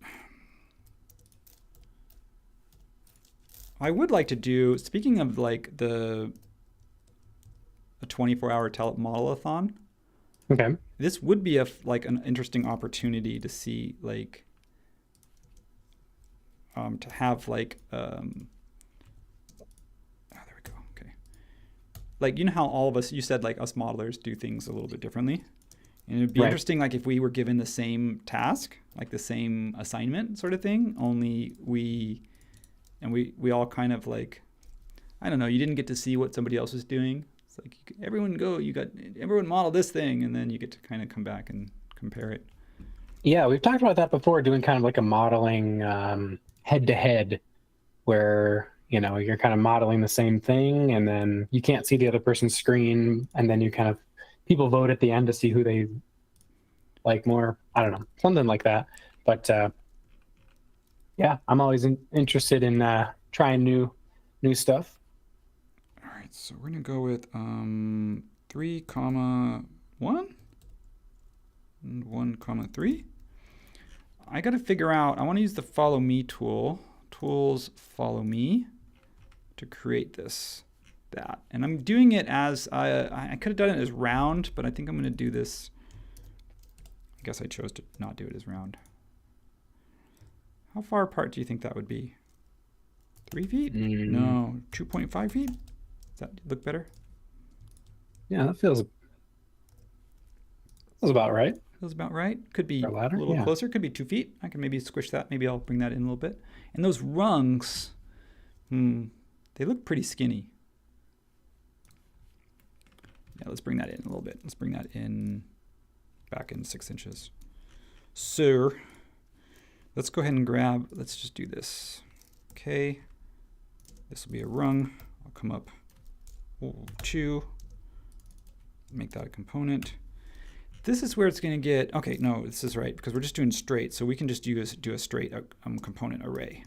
This is one where I probably would use the divide tool instead of, so I can make sure that I've stopped it at the beginning of the curve, which is here. And then I have to figure out how many. Maybe I need my scale fig, and that'll tell me if that's right or not. Let's grab, hello, excuse me, miss, are you busy? She says no. Can you stand there for 1 moment and tell me if that feels about right?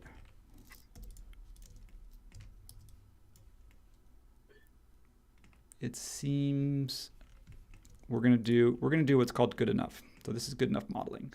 There's also another one. I don't know if it shows up in this watermark. You can't see it, but there's another one right here. And it goes from this little rooftop and it goes down into this, because you can see it kind of goes behind. This building is sort of in front. So I'm going to do that one there. We're going to make this a component because it repeats.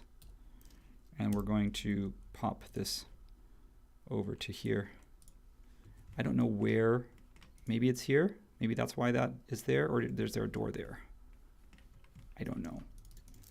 I think there's a stoop there. So I think that's a door. So I'm going to come up 6 inches there.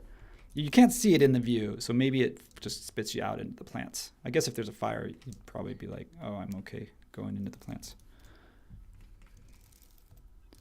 So I think you're right. I'm going to go 24 inches on the, nope, I'm going to go 30 inches on this one.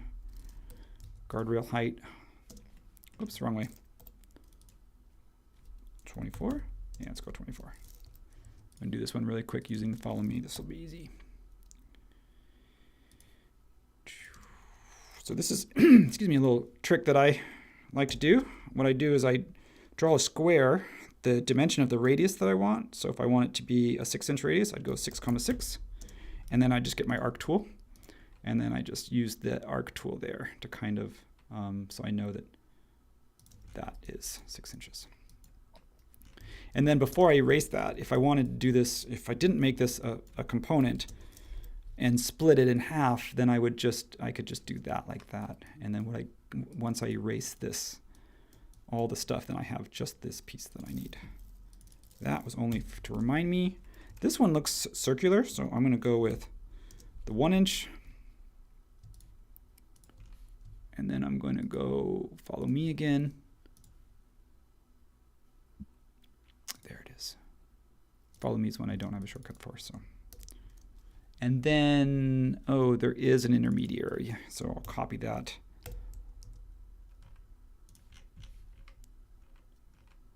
And then go to, oh, that's close enough, divide by 2. Get rid of that. Oops, you erased the end of your pipe, by the way, on the right side. Oh, no. Oh, I see why. Thanks. Thanks, Matt. Looking out for me.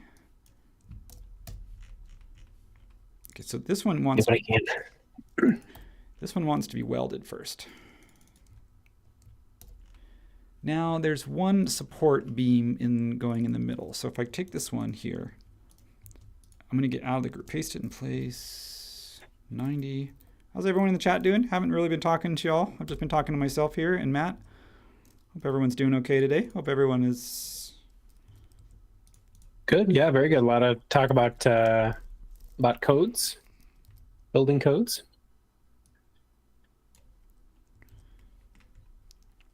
Always fascinating chat on a Friday. Hey, they're important.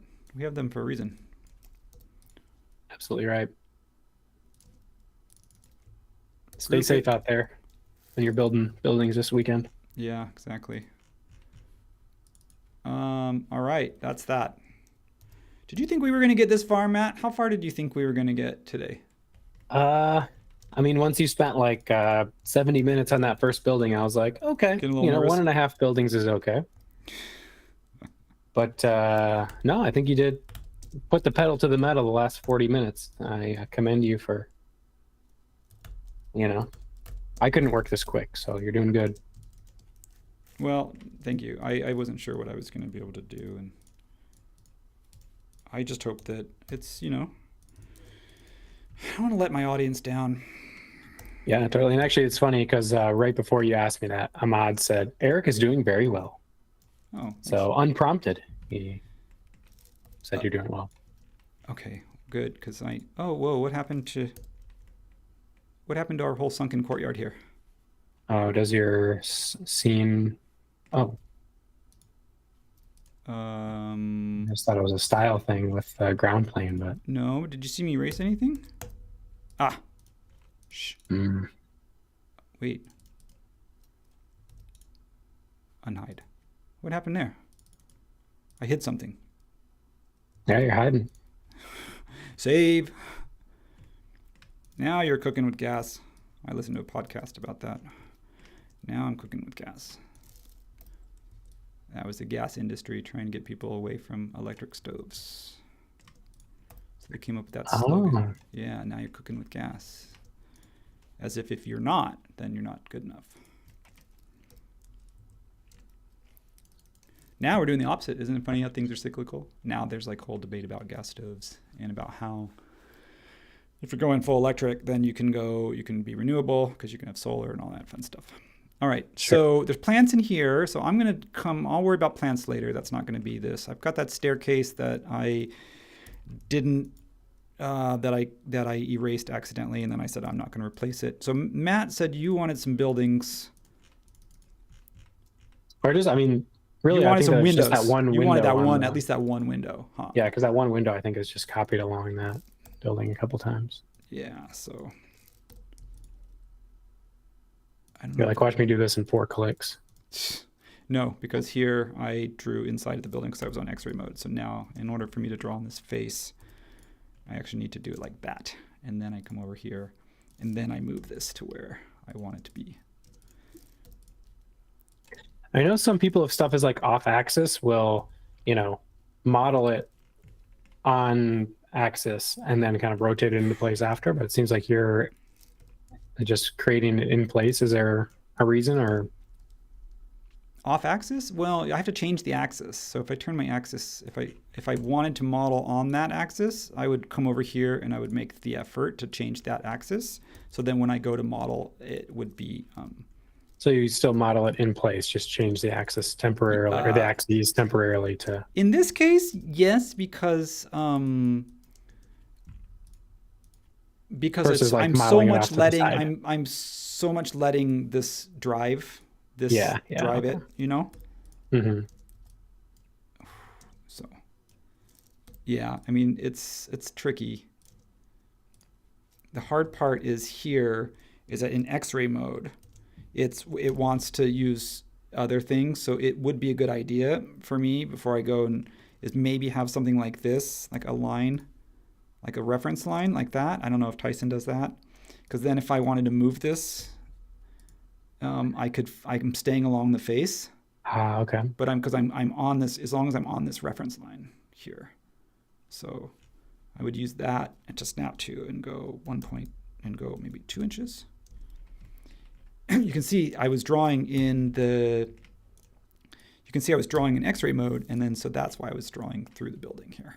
So this now, when I move that though, I lost. Okay, let's see if I'm still on that axis or not. Because if I did this, and if I punched this through, it should punch through. Oh, that's what you thought from the Thorwald's apartment building. Yeah, exactly. This one did. Okay. So that's where it's like, oh, are you modeling on the surface or are you modeling in it? And then this window here, I want to make a component because if I copy this down, it shows up right about there. It's a little hard to see. So now that I kind of know the placement of it for the most part, I would say I'm okay with coming in here. Oh. And then, yeah, well, I'm not going to worry about that right now. I need to fill that in, but that's okay. I guess I could probably try that again. And then in this case, use that. Do it this way. I'm like, when I go too fast, I'm hitting like all these, I hit like all my hotkeys and everything. Like my shortcuts for stuff. Oh, yeah. Yeah, so if you see me, okay, so I'm trying to slow down just a little bit, just kind of be more considerate. So bring this one down. Didn't I make that a component though? That one's a component, but that one's not. Did I say replace it with component? I don't know. I thought you said make component. Yeah. Okay, so this one I want to go into this. Oh, I see, because you've got the wall and the component.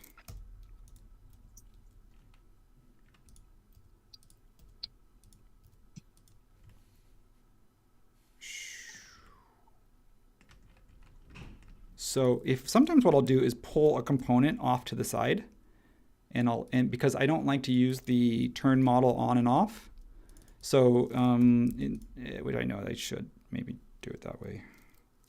4 inches and 6 inches. Maybe that comes out. That's like this little.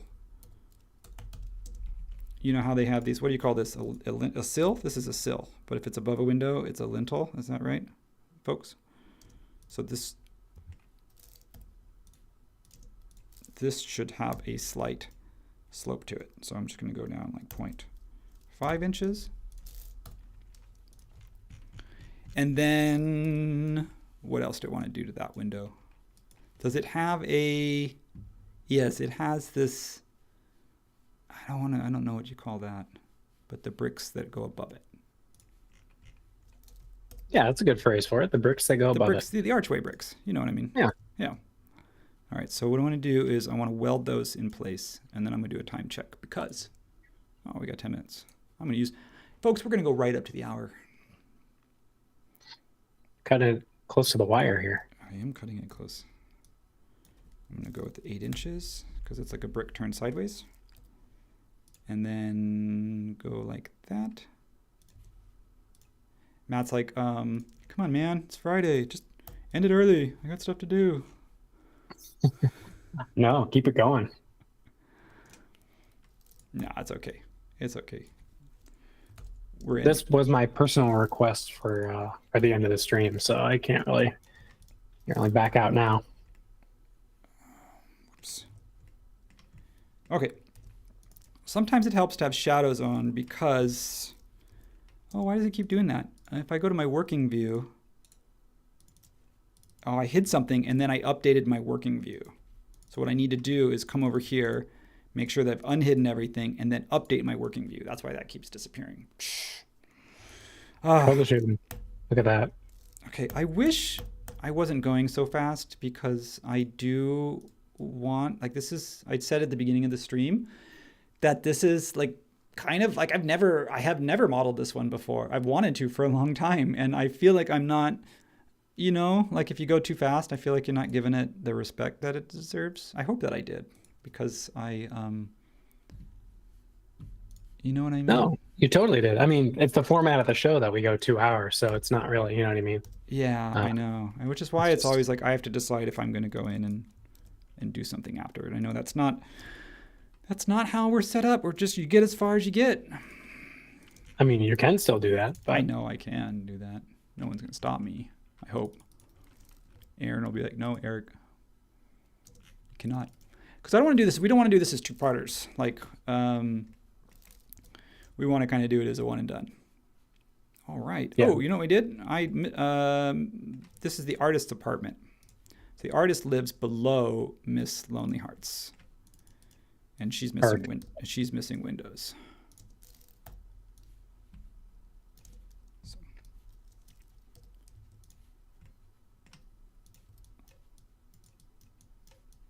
So Basecamp tickets, folks.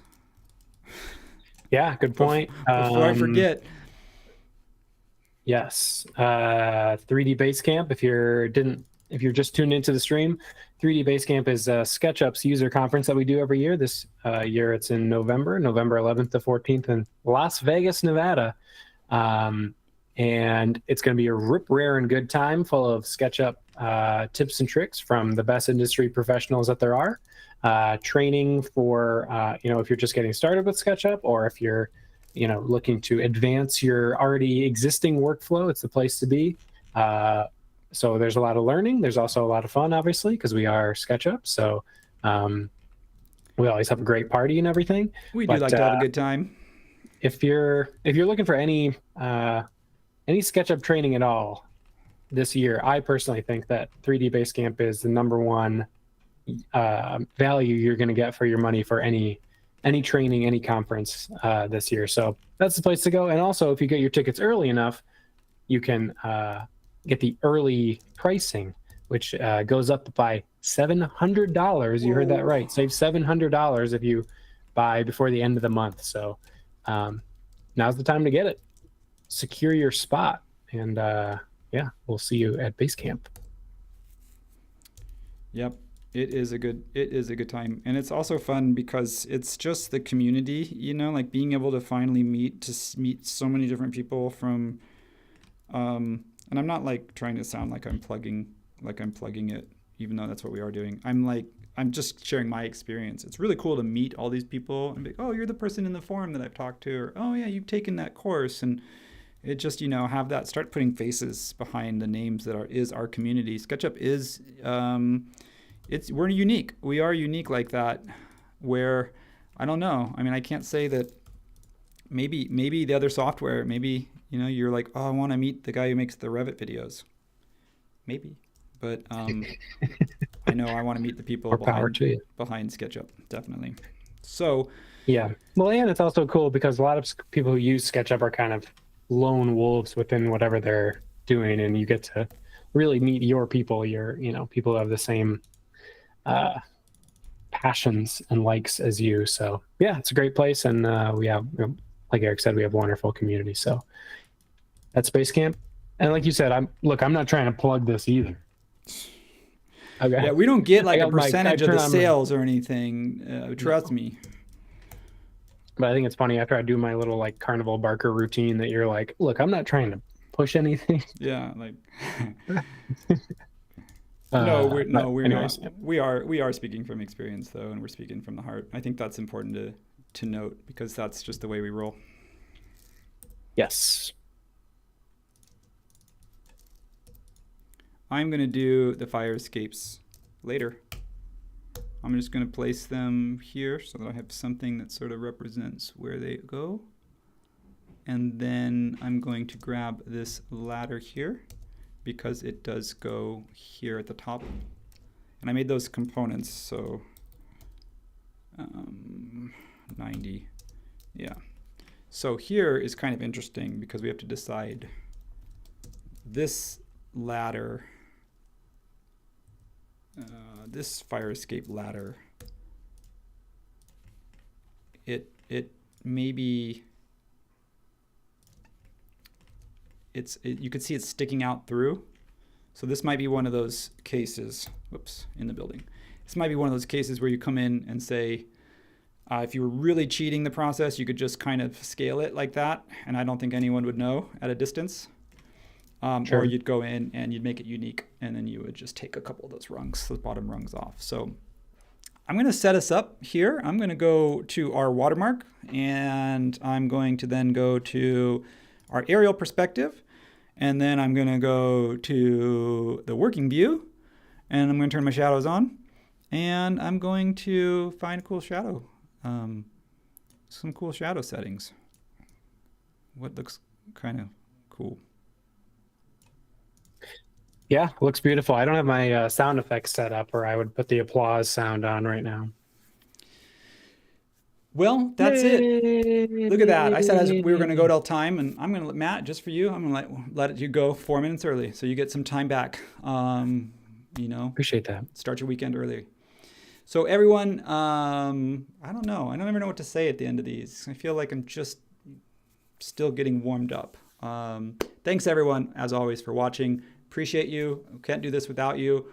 As we've said, subscribe, that helps us just kind of get a track of, who's following. It also gives you notifications when we do this kind of stuff, so you don't miss it and you come in late. Of course, we will post it afterwards, so if you want to go watch a certain part again, you can do that. Otherwise, also, you want to see that we've got other stuff, not just the live streams, but we go out twice a week, once SketchUp Native and once with SketchUp Ecosystem, so Tuesdays and Thursdays. So keep an eye out for that stuff too here on YouTube. And lastly, SketchUp Campus, that's what I do. That's what Tyson does when I'm not up here with you, spending time with you, and I'm not at base camp, planning base camp. We'll be making coursework and the long form coursework. So you can really take your time, go step by step, follow along with the instructor, and you get some exercise files and things like that. So if that's you're interested, check out that. Links below in the description. And Matt, take us home. Anything else? Yeah, that's learn.sketchup.com is the place to go for that. And I want to say I noticed a couple comments about Basecamp. We are aware and we hear you, so thanks. We are considering your input. Thanks for watching. Have a great weekend, everybody. Great job by you, Eric. Another great stream in the books, so congratulations to you, and thanks everybody for sticking around, and enjoy your weekends. Yeah, I know exactly what movie I'm going to watch this weekend. I'm not going to tell you what it is. See if you can guess. So on that note, I'm going to head out. We'll see you all next time. Thanks. Later. Laters.